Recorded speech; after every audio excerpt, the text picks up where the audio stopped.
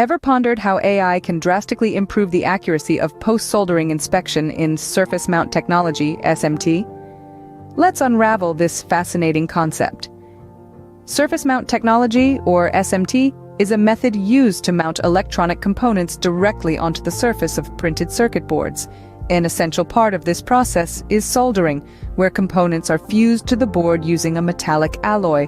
Now, the post-soldering inspection is a critical step. It ensures that the soldering process is error-free and that the components are perfectly placed. Any mistake could lead to malfunctioning devices or even total system failure. In comes artificial intelligence, or AI, a technology that's transforming numerous industries. With its ability to learn and adapt, AI is now being harnessed to significantly improve the accuracy of post-soldering inspection in SMT.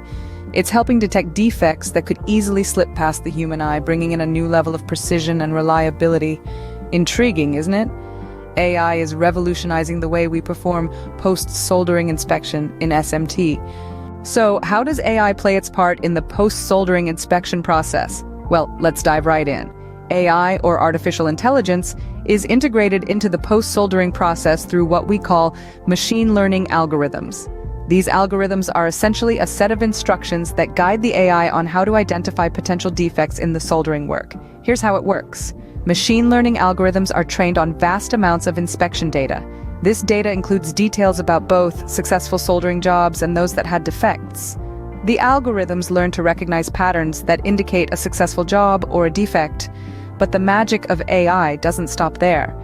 It's not just about identifying defects, it's about learning and improving. As the AI continues to analyze more and more post-soldering inspections, it gets better at recognizing defects.